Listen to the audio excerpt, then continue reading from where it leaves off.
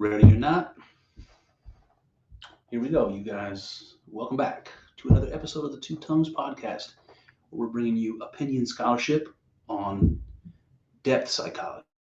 Depth, I've discussed Edinger's book, Ego and Archetype. This is the Jungian stuff, the depth psychology, the unconscious, all that cool shit. That's what we're going to talk about today. This is part 4 in our series Return to Edinger. This is the fourth and final part of the book. So I want to talk to you today about individuation. This is a psychological term. We've been talking about it for the last 3 episodes. It's very, very cool. It has some practical components, and it has some kind of spiritual components to it. And it's difficult to separate them. So I think that's really interesting. So we're going to talk about that today. I want to remind you what individuation means before we jump in. I'm going to call this episode The Alchemy of Individuation. Why alchemy? So I struggle with this also. Carl Jung and Jordan Peterson both put a great deal of emphasis on the images that came out of the alchemical sciences in the Middle Ages, and all the way up to kind of, Isaac Newton. He was an alchemist. It's the beginning of science in a sense, but it was blended with spirituality. And the idea here is that an exercise like alchemy is a similar exercise to dreaming, active imagination, which is an exercise that Carl Jung invented, for lack of a better phrase. These are creative, meditative type of experiences where you're trying to elicit images from the unconscious so that you can figure out what they mean, what they are. So you can connect to the unconscious. Jung would call that unconscious contents. Whatever they are, those are the archetypes. Whatever that means, it's a great mystery. And so alchemy would give images, much like what you would see in dreams. And if you ever read any of these occult alchemical texts from the Middle Ages, there's all kinds of dragons and serpents and homunculi and all kinds of strange images that come from alchemy, and it will remind you of things like crazy shit from dreams, like religious revelations, things that you read in holy books that are nuts, like the Book of Ezekiel or something. So there's something about this alchemical exercise that elicits these kinds of images that allows us an avenue to the connection to our own unconscious, and there are dangers and treasures there, and that's sort of the whole depth psychology enterprise. So just a refresher on individuation. What do the psychologists mean when they say that? Individuation, it means kind of like what it sounds, to become an individual. Individuation, right? From a depth psychology perspective, they see this as the creation of the ego, the birth of the ego. And the idea is that everything rolls back to this unconscious unity. This is something we called the Ouroboros before, when we talk about the connections to religion, the primordial God from which the creation occurred, the Ouroboros, the egg, the great egg of creation from India and Egypt, the cosmic egg, that idea, it opens up and the cosmos is inside. So everything starts from the same origin, from the same unity, and things that exist, on their own, individual things, they're separated from that unity to become something that stands on its own, that exists on its own and has existence of its own. So to become an individual is to pull yourself free from that original unity so you can stand alone as your own individual. And the psychologists see that as the ego being pulled free from the unconscious, or the archetypal psyche is what Jung would call it. So we all come from this one unity, we're separated from it. And this is, again, individuation in a nutshell, but it does something interesting. It creates a perspective that allows you as an ego to turn around and look and observe and experience the thing that gave birth to you. Now, that unconscious thing that gave birth to you isn't exactly different from you, right? You came from it. It was what you were before you were an ego, right? It's you. But when you become an ego, suddenly you have the distance. You pull yourself free. You have the distance to turn around and see that thing that you are. That self-experience, self-consciousness, an encounter with God, all of this sort of thing. So that is what individuation makes possible, and it's what the goal of individuation is. Right? So God became conscious. The self became an ego so that it could know, so that it could be conscious and aware of what it itself is. The self-aware universe, something like that.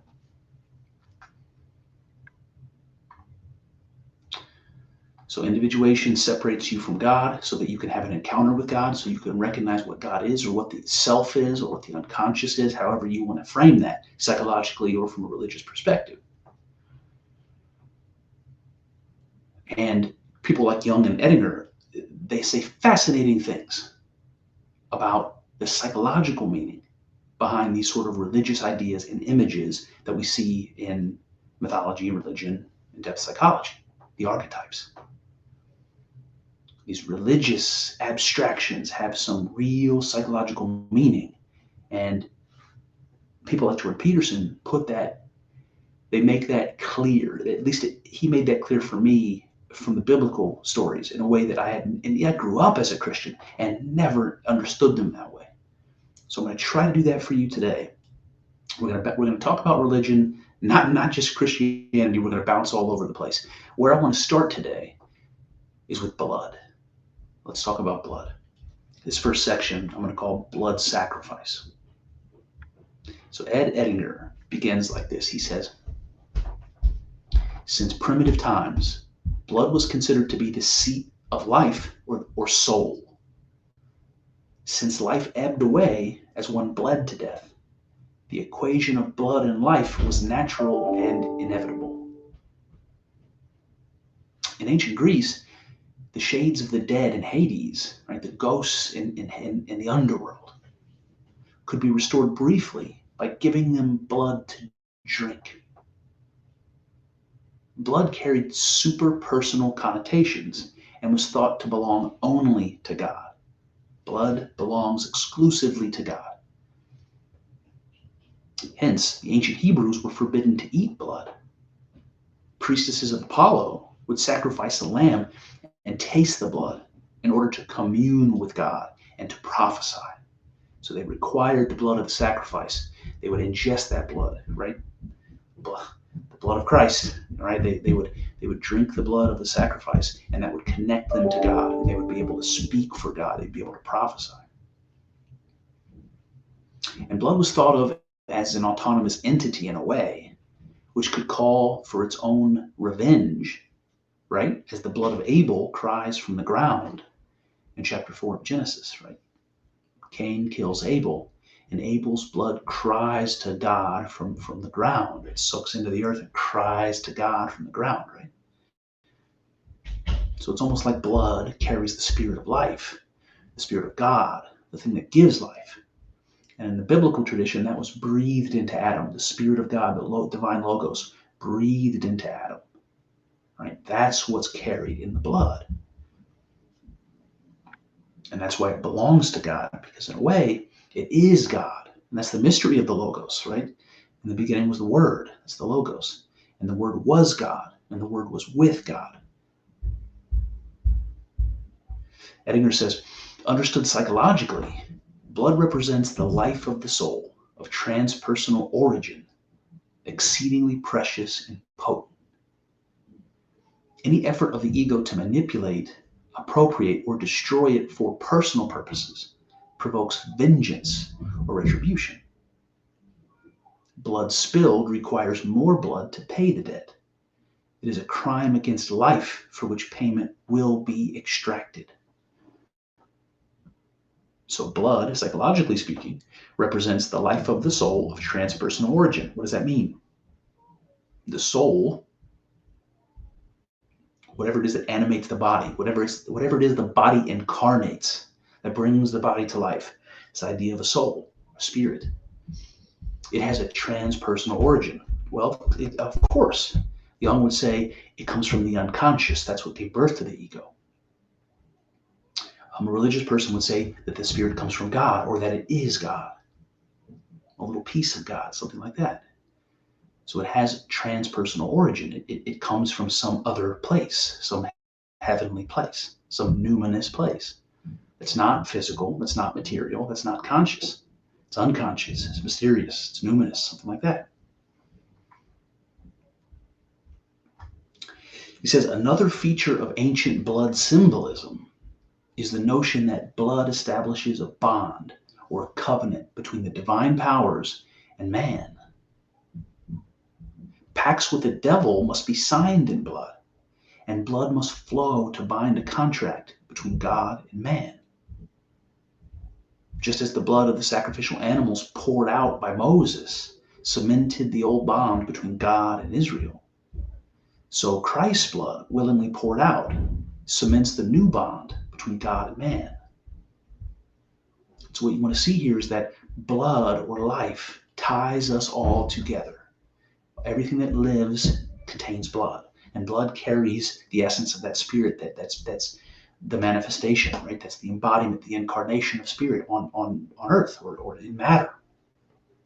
And that ties all living things together. It ties all life together. It makes life somehow one. It makes spirit somehow one. And that's how religious people understand God. God is one. He goes on, he says, in the Roman Catholic Mass, the individual cements his personal relation to God. He becomes psychologically identified with all other communicants as part of the mystical body of Christ.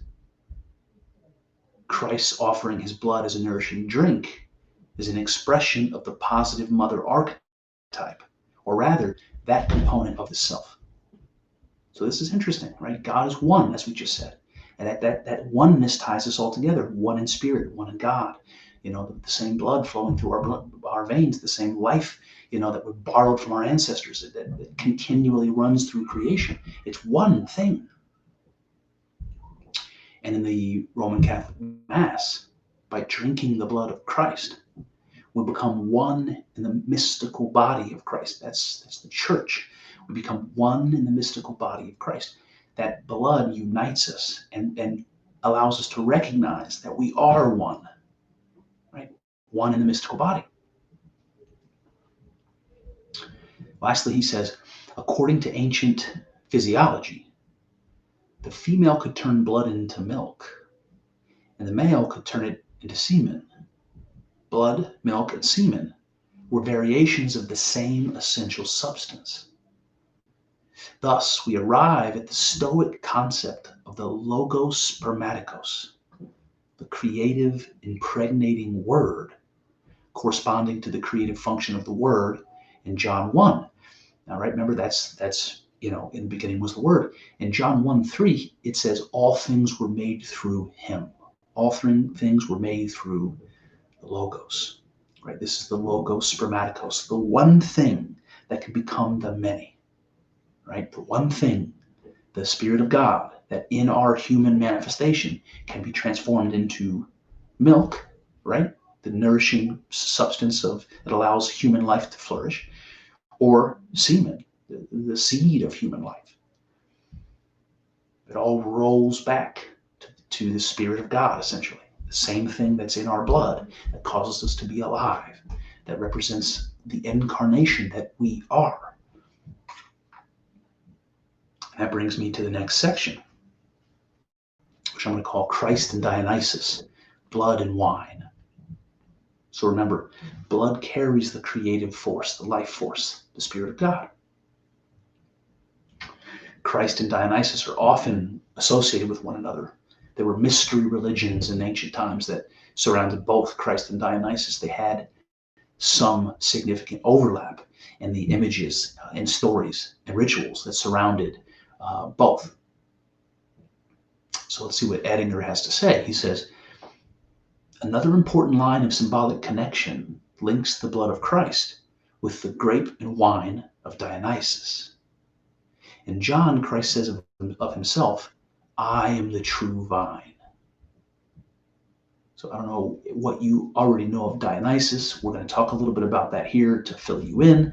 But if you don't know, Dionysus was the god of the vine. He was, in ancient Greece, he was the god of intoxication.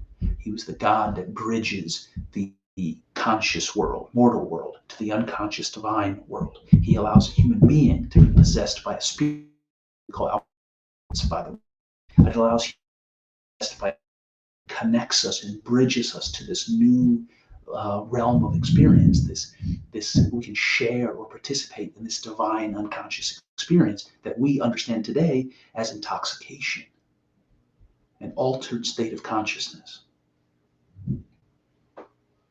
Edinger says, the miracle at Cana, which transformed water into wine, established Christ as the winemaker. Jung says, quote, the wine miracle at Cana was the same as the miracle in the temple of Dionysus. See, Dionysus can bring inspiration, ecstasy, and transformation of consciousness, right? Transformation of consciousness, an altered state of consciousness. People don't know this, but in the biblical corpus, in the New Testament, when it talks about being born again, the Greek word that's used is metanoia. Metanoia means a transformation of consciousness. Isn't that interesting? To be born again is to have a transformation of consciousness. Edinger says, the wine of Dionysus shares with the blood of Christ the qualities of reconciliation and communion. Right? It bridges the distance between the mortal and the divine. It brings them together. That's communion. Nietzsche described the Dionysian principle. So the great philosopher Friedrich Nietzsche said about the Dionysian way of life. He said, the slave is free.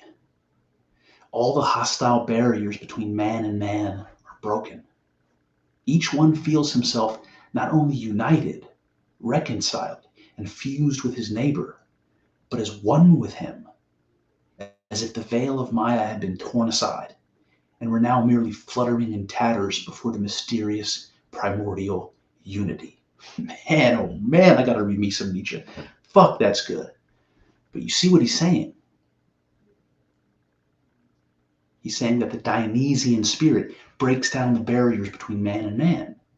It makes us feel united, reconciled, fused together. It's as though the veil of Maya has been torn. We can see past the illusion of our perception to see whatever's really there. And that is the mysterious primordial unity, the Ouroboros, God itself. Amazing.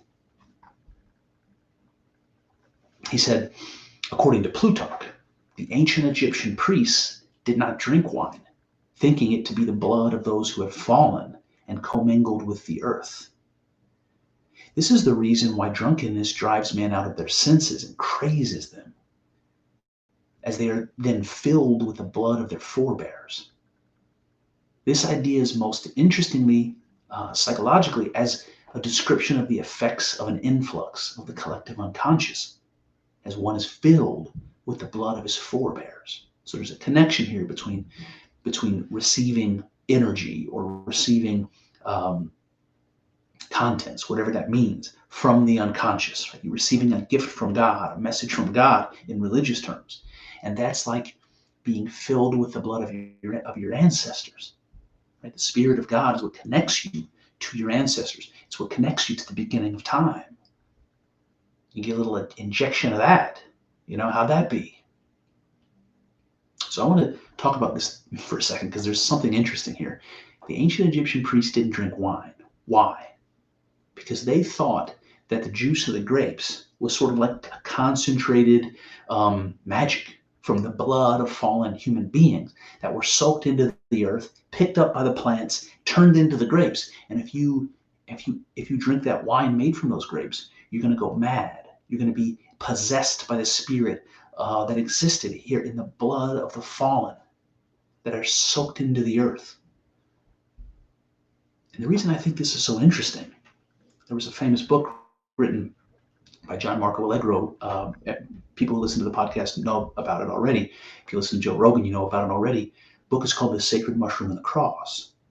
We did a fantastic episode on it in season 1. It's by far the most popular episode we've done. And in that book, The Sacred Mushroom and the Cross, John Marco Allegro talks about how the ancient people believed that the storm and the rain was the semen of God. It was like this creative, generative substance, manna from heaven that falls down to the earth and it gets soaked into the soil. The people who lived in the arid and semi-arid areas in the Middle East that we're talking about would have seen the earth just soak up that water. It just disappears immediately. And then in the morning, they go out and see mushrooms sprouted up all over the place. Like they just erupted out of the ground overnight, and they grow fast, and it's kind of amazing. And they saw this, right, as this sperm of God falling down into the earth being, of course, Mother Earth, the womb, soaking it down, concentrating this divine magic from God. And then the mushrooms grow up and they contain that magic, right? Then you eat the mushroom, magic mushroom, and you have an altered state of consciousness. You have a psychedelic experience. You have a divine experience. You bridge the material world to the divine one. And for a moment, you get to be there. And you see that, right? That same element in the ancient Egyptian priests' rejection of wine. Edinger says, Christ is both God and man, both self and ego. Now, he's done this before, but I want to focus on this for a second. God and man are religious words that are equivalent to the psychological terms self and ego. God is self, man is ego. God is numinous, man is material, right? God is spirit, man is matter. That's the dichotomy that we're seeing. And you can see it from a philosophical lens, from a religious lens, from a psychological lens. The fact that it's consistent and true across those domains makes it more compelling. He says, in terms of the sacrificial rite, Christ is both the sacrificing priest and the sacrificial victim, right? In a Dionysian context, he's both the intoxicant and the intoxicated, both action and acted upon, both creator and creation simultaneously. And you can see that, of course, in the image of Jesus, the God-man, creator and creation simultaneously.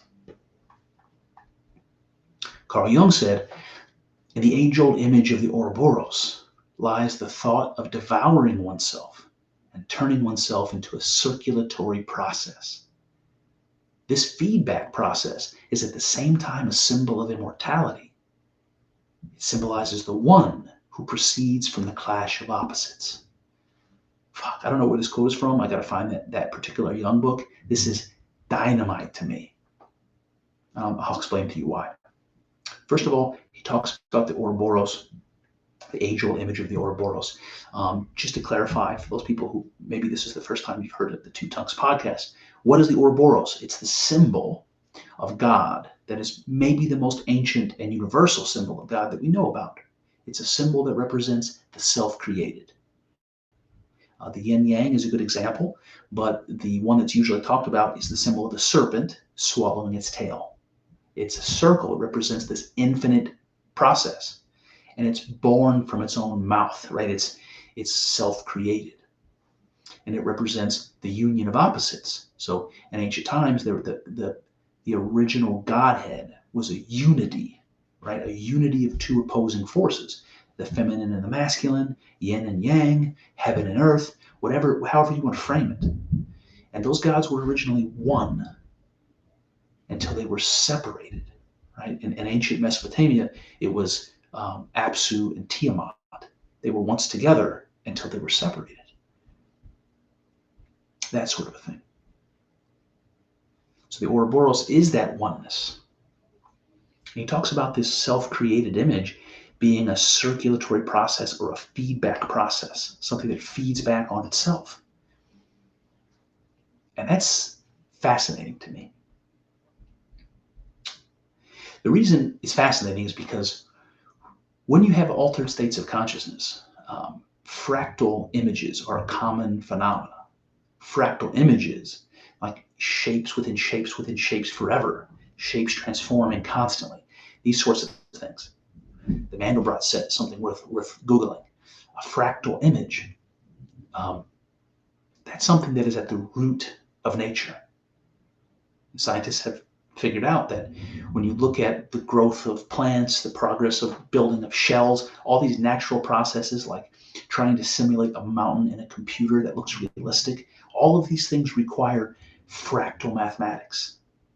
Fractal mathematics that we see at the heart of nature is created through feedback. And if you look at the Mandelbrot set, if you do a quick Google, you'll find that feedback is created when in the mathematical equation you have one function that's mirrored on both sides. It feeds back on itself in an endless loop. And you can see that when you look at in a mirror with a mirror behind you. You can see that when you're talking into a microphone and there's another microphone nearby and you get that echo. You can see that process of feedback everywhere all the time.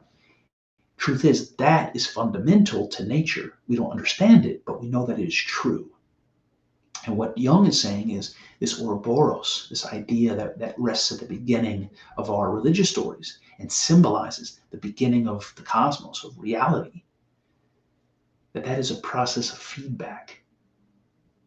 It also is a symbol of immortality, right? Feedback doesn't stop. That process doesn't stop. It's eternal. If you're standing and looking in a mirror with a mirror behind you, you're going to see an endless reflection of you. It doesn't stop, ever. It goes on and on and on and on and on. It's eternal and immortal. It symbolizes the one who proceeds from a clash of opposites. That's God, right? The one. And that brings me to the next section, which is called the Philosopher's Stone. So I want to try to make some sense for myself and for you as to why alchemy plays into this. It's kind of been a mystery to me, but it's starting to make sense. So let's dive in. Edinger says, the alchemists were looking for spiritual content in a chemical procedure. They were looking for the Philosopher's Stone. According to the alchemical view, metals went through a natural process of growth. Base metals, such as lead, would mature and grow into the noble metals, gold and silver. The alchemists thought they could hasten that natural process. This idea is an obvious projection onto matter of the fact that psychological growth is fostered by working on psychic contents. Right? So what he's saying is this idea that you can take base metals and do something to it to make it gold, to purify it and make it perfect. That was a psychological projection. We were pretending we could do that to matter because we know unconsciously that we can do that, and we do that to ourselves, to our own psyche, right? We work on it, we meditate, we experience, we make mistakes, we develop, we grow, we mature, we build on our values and all these sorts of things. And what we're doing is transforming our psyche. Maybe you could say we're purifying it. Maybe you could say we're turning a base ego into something pure, something like gold, something like the self, the fully integrated personality, as Jung would say. Edinger goes on. Gold and silver were considered noble because they were not subject to rust or corrosion. Thus, they carried the qualities of unchanging consistency and eternity. Similarly, the self conveys to the ego the characteristic of reliable stability. So this end state, this perfect, pure, noble state, this represents the self, the God part, the potential for ourselves, but also the place where we originated. So this is an idea of the impure becoming pure, the ego or man being perfected into the self or into God. He goes on, he says, the ascending and descending angels upon Jacob's ladder in the book of Genesis correspond to the alchemical procedure of sublimatio and coagulatio. Sublimatio psychologically is the process of raising personal experiences to a level of universal truth. Right? So think about this from a Jungian perspective. I have an experience, just one individual experience. Maybe it's an experience of overcoming some obstacle and triumphing, whatever that might be. And I can look around and see that happening in other people and other circumstances. It's not exactly the same as mine, but I can see versions of it. And then I realize all of these individual versions of this experience of struggling through and it's actually different of some abstracted experience, the experience of triumph and overcoming, you know? So you're taking this personal experience and realizing that it is some sort of universal truth, some universal experience, some archetypal experience. And raising the personal to the universal is something like bringing the earth to heaven, right? Bringing the earth to heaven. That's sublimatio. Coagulatio is the concretization or personal realization of an archetypal image. So this is the opposite. This is bringing heaven to earth. The realization of an archetypal image, the concretization of an archetypal image. That is like the embodiment or the incarnation of a spirit. It brings the heaven to the earth. So sublimatio, coagulatio, that's bringing the earth to heaven, bringing the heaven to earth, and the back and forth, right? This is the image of the angels coming up and down the ladder of heaven, right? Heaven to earth. He says, for the angels to be visible, right? For Jacob to have seen this vision of the angels climbing up and down. The personal ego world and the archetypal psyche, right? The material world and God, let's say, are seen as interpenetrating. There isn't a barrier between the mortal world and the divine. They interpenetrate each other. Jung suggests that Jacob's stone, which marks the place where upper and lower unite, is equivalent to the Philosopher's Stone. So what the hell is the Philosopher's Stone? The Philosopher's Stone is a union of two contrary entities, a hot, masculine, solar part and a cold, feminine, lunar part. It's just a combination, the union of opposites, the Ouroboros, like we talked about. The Philosopher's Stone is another image for the union of opposites. This corresponds to what Jung has demonstrated so comprehensively, that the self is experienced and symbolized as a union of opposites. See, how Jung makes the connection, makes the association of the Ouroboros to the self, from this mythological idea of the Ouroboros to the psychological idea of the self. And the self is the conscious and the unconscious together, interpenetrating as a unity. And that's what we are, even if we don't understand that. We are partially conscious and partially unconscious. There are all sorts of things happening within me and around me that I'm unconscious of, yet it's still a part of me and a part of my existence, right? Conscious and unconscious. He says the Philosopher's Stone is often described as a conjunctio of Sol and Luna, right? That is a union of sun and moon, a union of opposites. The paradoxical nature of the stone corresponds to the paradoxical nature of the psyche itself. So why is the psyche a paradox? Well, we have this unconscious part, and we have this conscious part. We don't seem to have any connection to the unconscious part. We don't know what it is because we're not conscious of it. It's invisible, it's intangible. To us, it's influencing us and persuading us, motivating us, all kinds of things. And we don't know how or why. We're not aware of it. We don't know what it is. It's a great mystery.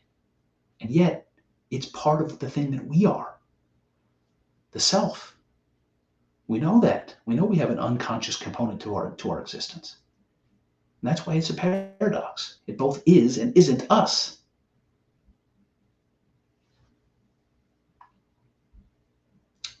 He says, in alchemy, A white dove is a symbol for Mercurius. Mercurius is a Latinization of the Greek god Mercury. Who was Mercury? He was the messenger of the gods, right? He would take a message from Zeus down to earth, communicate it to whoever it needs to be communicated to. He was the messenger of gods, wings on his hat, wings on his heels, flying like the angels on Jacob's ladder, back and forth between the divine and the mortal realm. He's that which connects the divine and the mortal realm. The spirit of Mercury, the messenger of God. His symbol was a white dove. And Edinger points out that is also a symbol for the Holy Ghost, right? When Jesus is baptized and he's pulled up from the water, a dove descends upon him and he hears the voice of God.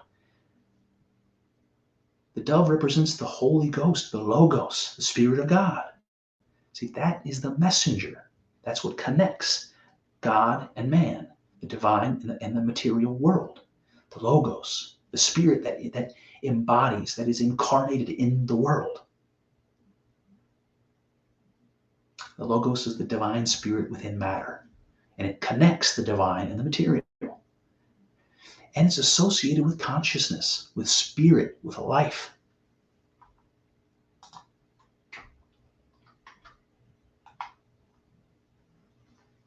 He goes on, he says, incarnation is an aspect of coagulatio. The alchemists were concerned with how to coagulate or fix the elusive mercurial spirit. One way represented pictorially was to transfix the mercurial serpent to a tree or nail it to a cross, just as was done to Christ. So here's the idea. The Spirit of God, the Logos, that's what was breathed into man that allows Adam to become a living being. That mercurial spirit, that Logos, has to be fixed to something. It has to go into something to bring it to life. And what the alchemists were trying to do is to figure out how we can get a hold of the spirit and make it do our bidding. That's what we want. That's what we were trying to do to speed up the process of turning lead into gold, that we could somehow harness the Spirit of God and make it do what we want it to do.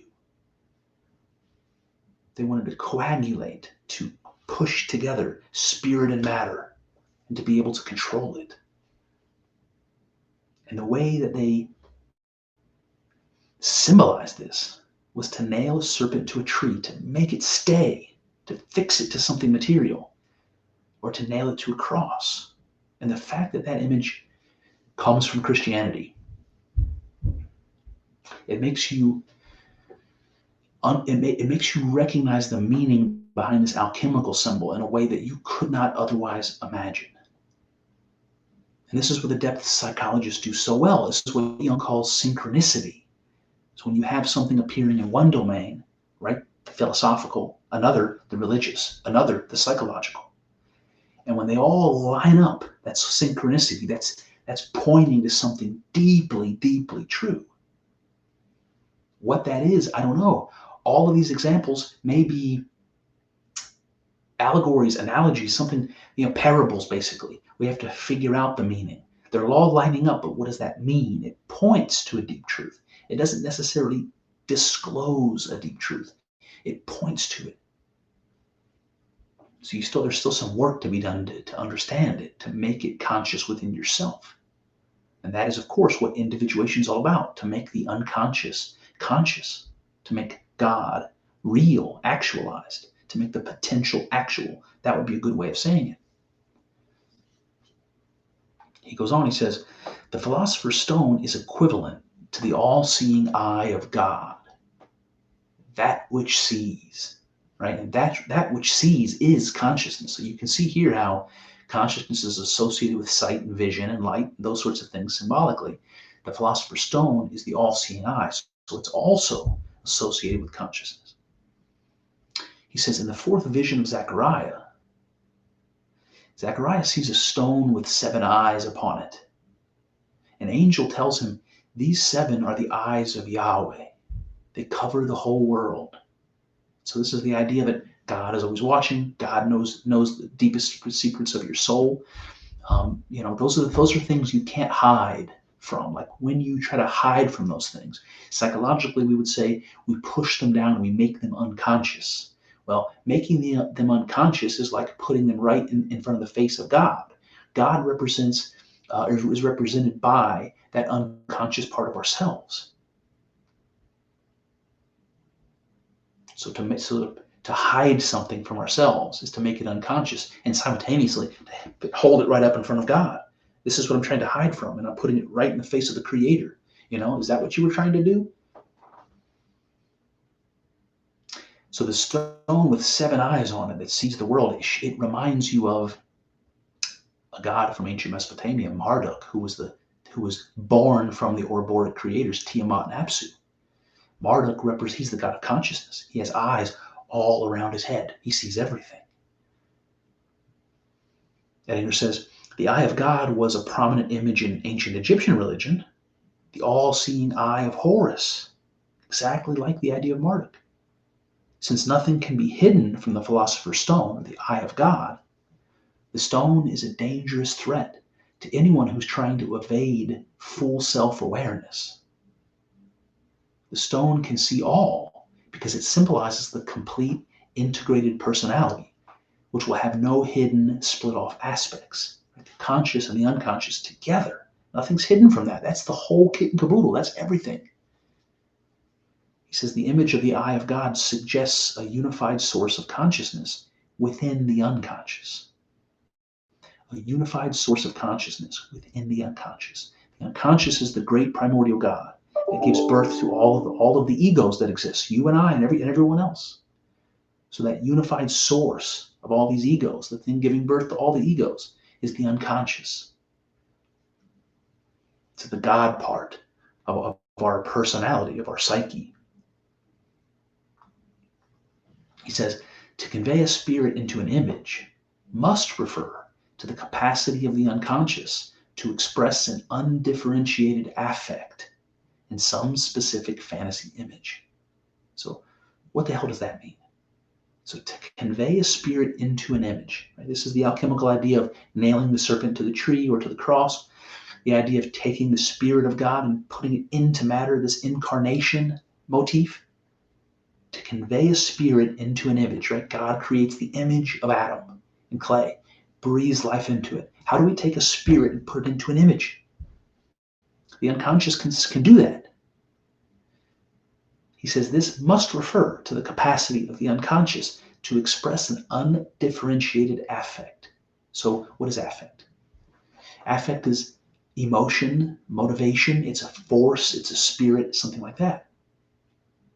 Something that's undifferentiated, though, means something that hasn't yet become a specific thing. It's still part of that amorphous blob, that unity, that oneness behind everything.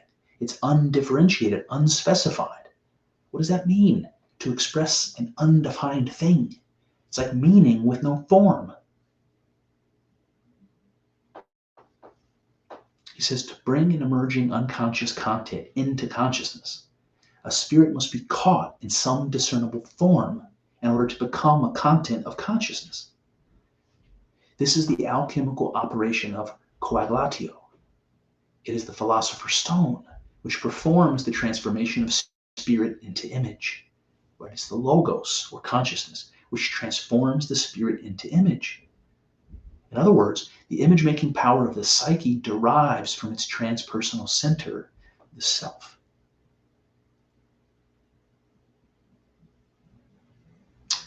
So the logos transforms spirit into image. Let's stop on that for a second, because philosophers of mind, people like David Chalmers, he wrote a fantastic book called The Conscious Mind. I strongly encourage people to read it if you're interested. But he made clear to me for the first time this idea of qualia. And he uses color as an example. The idea here is that color doesn't exist in the physical world. Color. Now you could say the wavelengths of light that were associated with color, that those things exist as physical things, they do. That they're objects that we see as colorful, they have some physical existence, of course they do. But our experience of color, seeing green, what it's like to see green, doesn't exist in the world. It exists in our consciousness somehow. Our consciousness overlays it onto the world so that we experience it. But color, doesn't exist out here. It doesn't. There's something about our consciousness that takes this reflection of light in certain wavelengths and gives us this experience. So consciousness puts some level of reality over top of what's really there. And qualia is not limited to color. It's anything that defines the quality of something. So the way it sounds, the way it tastes, all these sorts of things are qualia. But also form is qualia. How things appear to be distinct from other things, where their boundaries are, what they're like as objects. Even that form is qualia. It's something that's imposed on the world, whatever that is. So when Edinger says that the logos performs this transformation of spirit into an image, right? That's consciousness responsible for the image. Chalmers could not agree more. Form is qualia. Form is imposed on reality by consciousness. Now, the great question that this evokes is, well, what is behind perception? If what we're seeing isn't the thing that's really behind perception, what is that thing? See, that's the unity. That's the great mystery. The last sentence is also interesting. He says, in other words, the image-making power of the psyche derives from its transpersonal center, the self. The image-making power of the psyche derives from God. Now, when we're dreaming and we have a dream world, Bernardo Kastrup talks about this in a great, great way. When you're having a dream and you have no idea during the dream that you're dreaming, you have all of the images. You have a world, you have space and time, you have interaction, cause and effect. You have all kinds of things going on in your dream. It all seems, veridical and coherent and everything else while you're dreaming. And what we have to understand is it's our mind is fully capable of producing all of those things that we associate with reality while we're awake. People, distinction, images, space-time, motion, cause and effect. Our minds give us a completely fleshed out experience of a world that doesn't exist. Now, if our psyche can do that while we're dreaming, and we're none the wiser, our egos are none the wiser, how can we say that all form, all qualia, how can we say that our experience while we're awake isn't exactly the same? The psyche is creating all of those images. The image-making power of the psyche. Is it responsible for the images I'm seeing right now? I'm not dreaming. I'm conscious. I'm awake. I feel like there's a table here and a computer and I'm talking to other people and all this sort of thing. But are those images produced by psyche? Not mine specifically, but psyche, as such. Psyche as God itself, the archetypal psyche, as Jung would say, the collective unconscious. And that would make sense if physical reality and conscious experience are one thing that is the consequence or the goal of God to experience itself. Then, of course, you can understand how if God is psyche, it can create images to inhabit, can create images that it can embody so that it can have a dialogue with itself, so that it can experience itself. Is that what reality is?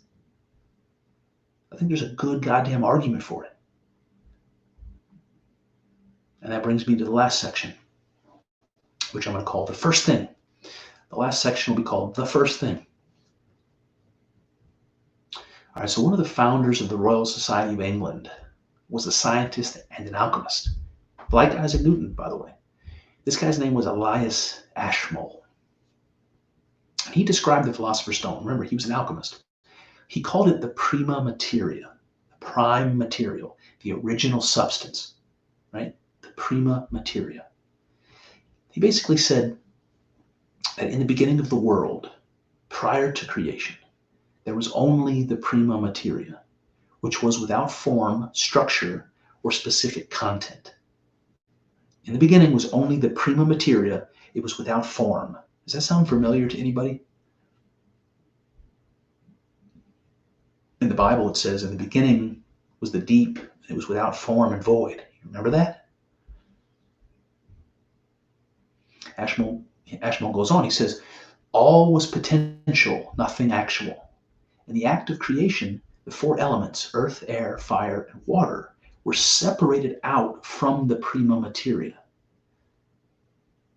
The cross of the four elements had been imposed on the Prima Materia, giving it order and bringing cosmos out of chaos.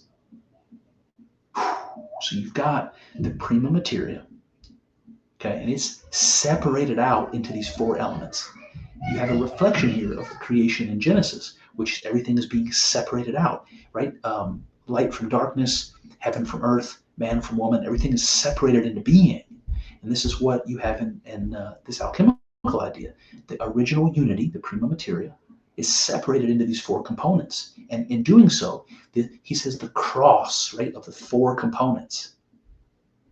That is a form that is now imposed on the oneness, right? The one has been divided into four. Now it has form.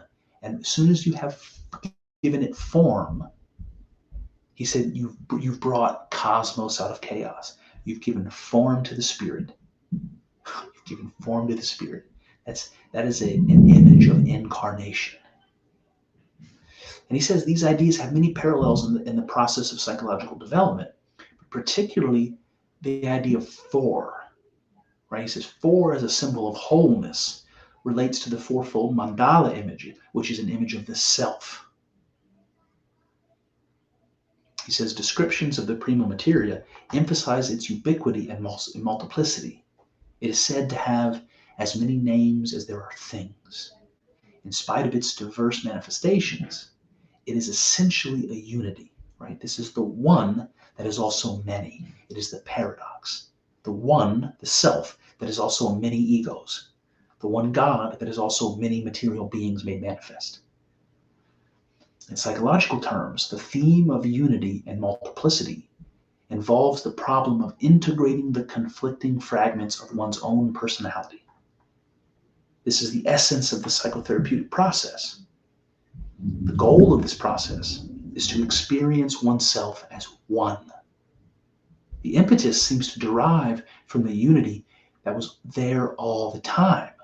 So in psychotherapy, we're trying to integrate these parts of our personality that have gotten out of hand, that have gotten too far away from us. Jung would call that the shadow or the anima. We want to pick those things that we're repressing, that we're trying to pretend aren't a part of us. We want to gather them together, right? Coagulatio. We want to gather them together and bring them back into ourselves.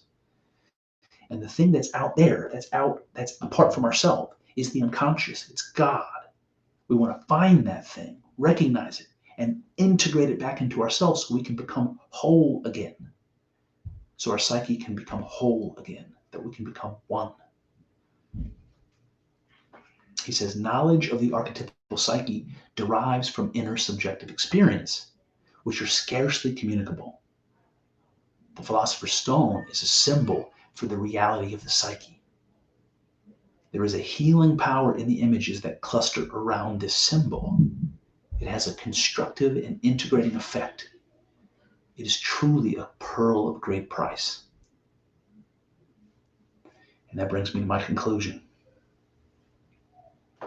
What Edinger has been speaking to through the unconscious manifestations found in religion and even alchemy is a projection, a psychic projection onto the physical world of the psychological process of individuation. Individuation is seen as the process each of us begins in life, but which few follow sufficiently. This process is the Herculean effort of separating oneself out from the unconscious unity from which everything comes. The separation is a kind of act of creation, identical in form to the creation account of Genesis, which illustrates creation by separation. Separation of light from darkness, heaven from earth, Eve from Adam's rib. This is the creation of the ego, that which we call ourself. And in an Ouroboros self-creation, we are, of course, the primordial unconscious unity that gave us birth, and the ego that was birthed. So, like God in our religious stories, we are creator and creation. Now, this critical first hurdle in the process of individuation does something else. With the birth of the ego, we not only separate ourselves from our origin, but in so doing, give ourselves a subjective perspective from which to experience. We call this consciousness. And as a conscious subject, we now have the ability to experience our origin. We have the sufficient separation to now experience our origin as something other, as something outside of ourselves, as something unconscious. And we call that thing God. And this is a strange kind of self-experience. We commune with the material cosmos and elicit inner spiritual experiences, which seem to be external to us, but which in reality are only external to our ego. What we are really experiencing is fundamental reality, the unconscious origin from which all things emerge. It is ourself as well as our parents, symbolically speaking, Father and Son, like Christ Jesus. Now we can see the symbolic meaning of the God-man and the true mystery of our own being. We have blood flowing through our bodies, blood which carries the mercurial spirit of life, the Logos, the Spirit of God itself. It is this that animates the world of images and egos that we call reality. It is this which is incarnated, which is made flesh. And finally, we arrive at the key symbol, dead, lifeless matter, or the endless deep, being animated and incarnated. God made flesh, the unconscious made conscious, spirit made matter. This is the alchemical Prima Materia, the Philosopher's Stone, and the image of Christ.